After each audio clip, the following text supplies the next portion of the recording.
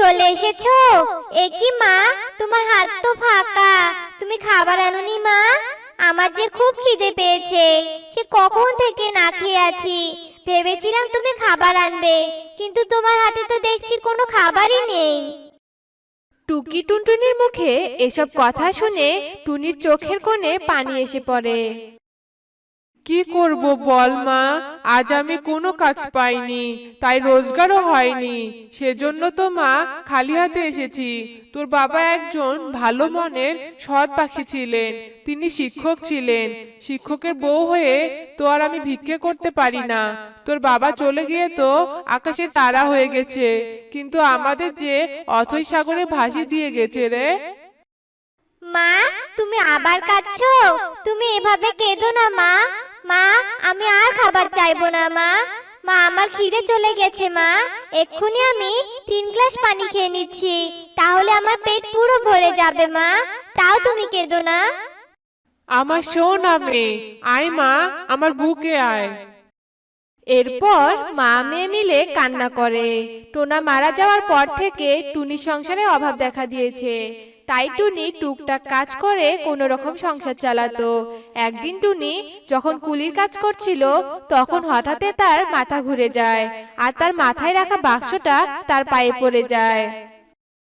ও মা গো, মরে গেলাম গো, কে আছো বাঁচাও, আমার বুঝি পাটা ভেঙে গেল গো, বাঁচাও।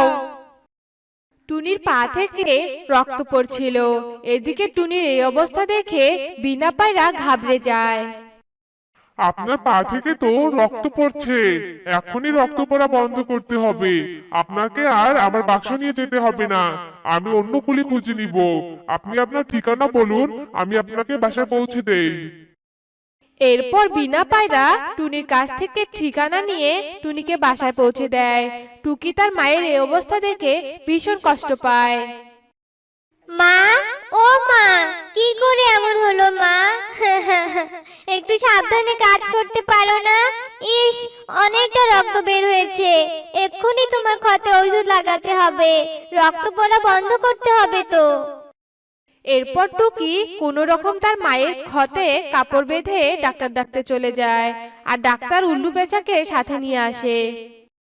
টুকি, আমি তোমার মায়ের পা বেঁধে দিয়েছি, এখন তোমার মায়ের বিশ্রাম নেওয়া প্রয়োজন। খেয়াল রাখবে তোমার মা যেন হাঁটাচলা না করে, আর ঠিক মতো ওষুধগুলো খাওয়াবে। তাহলে আমি চলি টুকি। এইসব বলে পেঁচা চলে যায়। এরপর টুকি কাঁদতে কাঁদতে তার মাকে বলে, মা, এবার কি হবে মা? তুমি তো অসুস্থ, তোমার চিকিৎসার খরচ, সংসারের খরচ আমি কি করে চালাবো মা? আমি তো কিছুই বুঝতে পারছি না। অত ভাবিস না টুকি, আমার কাছে একটা মাটির ব্যাংক আছে। ওই ব্যাংকে আমি কিছু টাকা জমিয়েছিলাম তোর বিয়ের জন্য। সেগুলো যদি তুই খরচ করিস, বরং 6-7 দিন ঠিক মতো সংসার চালাতে পারবি। কি করবি মা? মা, আমার মাথায় একটা বুদ্ধি এসেছে। তোমার কাছে যে টাকা আছে সেগুলো আমায় দাও। বাজারে না গোলাপের চাহিদা অনেক, আমি দেখেছি। তাই আমি ভাবছি তোমার টাকাগুলো দিয়ে বেশ ভালো অনেকগুলো গোলাপ কিনে তা বাজারে বিক্রি করব। কেমন হবে মা? কিন্তু মা, তুই কি পারবি? হ্যাঁ মা, আমি ঠিক পারবো। এরপর টুকি টুনটুনি মাটির ব্যাংকটা ভেঙে ফেলে আর কিছু টাকা পায়। এরপর টুকি টুনটুনি সে টাকা দিয়ে এক ঝুড়ি ফুল কিনে বাজারে বিক্রি করতে যায়। ফুল নিবে গো ফুল, টাটকা টাটকা সতেজ তাজা ফুল, একটা ফুল মাত্র 10 টাকা। ফুল নিবে গো ফুল, টাটকা টাটকা সতেজ ফুল। এই মেয়ে, তোমার নাম কি? আমার নাম টুকি। আপামনি, আপনার ফুল লাগবে? কি মিষ্টি করে কথা বলো তুমি। আচ্ছা, তুমি এত ছোট হয়ে স্কুলে না যেয়ে ফুল বিক্রি করছো কেন? কি করব আপামনি, আমার মা যে অসুস্থ, তাই সংসার চালানোর জন্য ফুল বিক্রি করতে এসেছি। তুমি সত্যি অনেক ভালো, তাই আমি তোমার থেকে তোমার সব ফুল কিনে নিব। তুমি কি সব ফুল বিক্রি করবে? হ্যাঁ আপামনি, করব। আপনি সব ফুল নেন, তাহলে তো আমার ভালোই হবে। এরপর কাকুলি অনেকগুলো টাকা দিয়ে টুকির কাছ থেকে ফুলগুলো কিনে নেয়, সেখান থেকে চলে যায়। সত্যি আপামনিটা অনেক ভালো, অনেকগুলো টাকা পেলাম। যাই এখন বড় ফুলের দোকানে গিয়ে আবার কিছু ফুল কিনে আনি, তারপর আবার মায়ের জন্য ওষুধও কিনতে হবে। এরপর টুকি সে টাকাগুলো নিয়ে খুশি মনে ফুল কিনতে যায়, আর একজুড়ি ফুল নিয়ে যখন টাকা দেয়, এই যে মেয়ে, তুমি আমার এগুলো কি টাকা দিচ্ছ? হ্যাঁ, এই বয়সেই জালিয়াতি শুরু করছো? কি মেয়ে, কি হলো? চুপ করে আছো কেন? ফুলগুলো রেখে দাও আর জাল টাকাগুলো নিয়ে যাও। আর জাল টাকা নিয়ে ফুল কিনতে এসেছো তুমি? কি বলছো কাকু? জাল টাকা মানে?